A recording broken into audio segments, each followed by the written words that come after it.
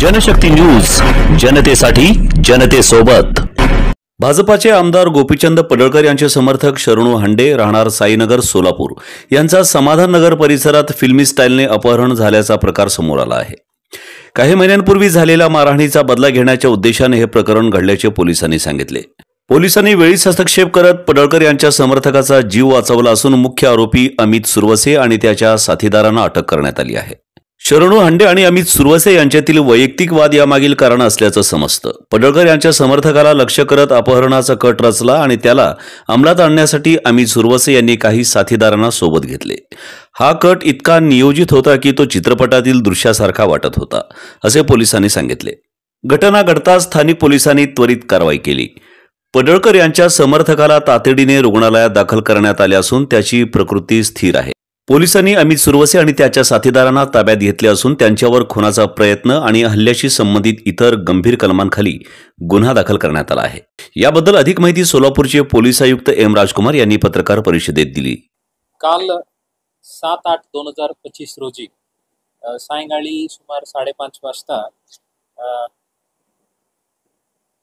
MIDC police station हद्दीत साईनगर परिसरातील रहिवासी शरणू शिवराय हांडे वय 37 यांना समाधान नगर रोड भागातून काय अनोळखी 5-6 इसमांनी एक पांढऱ्या रंगाच्या गाडीत उचलून नेले म्हणून अटक केले म्हणून खबर मिळाला होतं।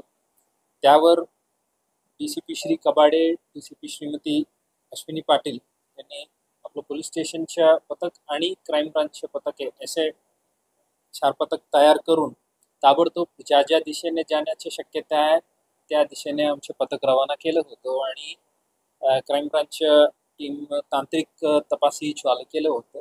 त्यातून आम्हाला गाडीबद्दलच्या माहिती मिळाला आणि ते ट्रॅक करून आम्हाला कर्नाटक राज्य विजयपूर जिल्ह्यामध्ये इंडी तालुक्यातील ठिकाणी हे पोहोचलेल्या अशा खबर मिळाला। त्यावर आमच्या स्थानिक पोलीस स्टेशनची टीम आणि क्राईम ब्रांचची टीम तिथं पोहोचलं ताबडतोब आणि अटक करणारे अपहरणकर्ते 4 लोक अमित सुरवसे, सुनील पुजारी, दीपक मेश्राम आणि अभिषेक माने अशा 4 लोकांना ताब्यात घेतलेले आहेत आणि जे अपहरण झालेले व्यक्ती जे आहेत शरणू शिवराय हांडे यांना सुखरूप ताब्यात घेतलेले होतं।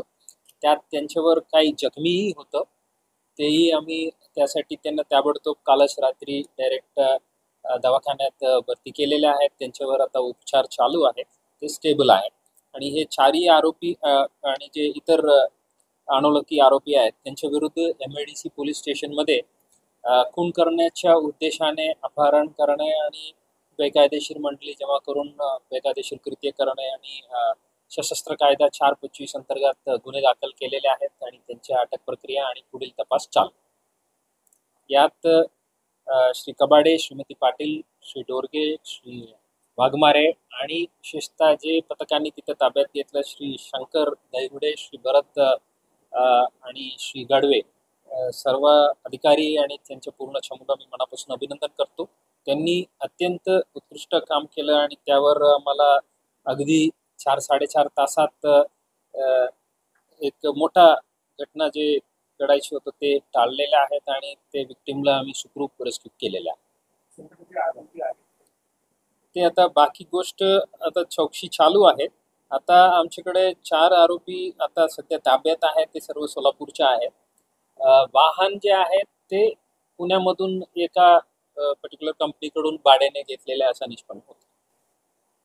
हे अपहरण करते जे मेन अक्युज्ड आहे अमित सुरवसे म्हणून ते आणि ज्यांचे अपहरण झालेलं आहे हांडे, ते दोन्ही वेगळ्या राजकीय पक्षाचे कार्यकर्ते होतं आणि या इन्सिडेंटचं स्पष्ट कारण काय आहे त्याबद्दल आता तपास चालू आहे। आता प्रिलिमिनरी इन्व्हेस्टिगेशनला 2-3 महिने अगोदर हे विक्टिमनी अक्यूजला मारहाण केलं असा एक विषय आता समोर येत आहे। ते जुनी भांडण जे आहेत ते कारण असण्याची शक्यता आहे, पण आमच्या सखोल चौकशी चालू आहे. ते त्यांच्याकडे जे गुप्ती आणि जे मोठे चाकू सारखा जे आहेत शार्प वेपन्स ते गाडीत होतं आणि त्यात विक्टिमच्या ताईला इंजुरी केलेल्या आहेत. त्यानुसार तेही वेपन आम्ही जप्त केलेला.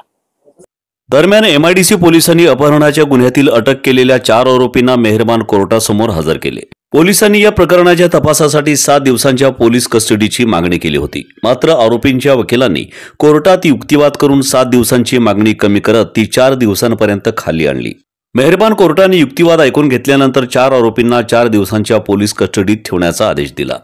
या प्रकरणाचा तपास एमआयडीसी पोलीस तीव्रतेने करत असून पुढील कारवाई सुरू आहे. त्यावेळेला पोलिसांनी आज त्यापैकी 4 आरोपींना हजर केलं आणि हजर केल्यानंतर पोलिसांनी रिमांडमध्ये त्यांनी सांगितलं होतं की हे नेमकं गुन्हा करण्याचं मूळ कारण काय, याचा सूत्रधार कोण, त्याबरोबर ही पांढरी कार कुणाकडून आणली गेली, अशी वेगवेगळ्या कारणासाठी नेमका या मागचा गुन्हा करण्यामागचा नक्की काय हेतू, त्याबरोबर गंभीर गुन्ह्याची संपूर्ण चौकशी करायची आणि त्याबरोबर वापरलेलं वाहन काय, त्याचा मालक कोण आणि कुठून आणली गेली, त्याच्यातले हत्यारं कुठून खरेदी केली गेली, या सर्व बाबीच्या बाबतीत चौकशीसाठी त्यांनी 7 दिवसाचं रिमांड मागितलेलं होतं.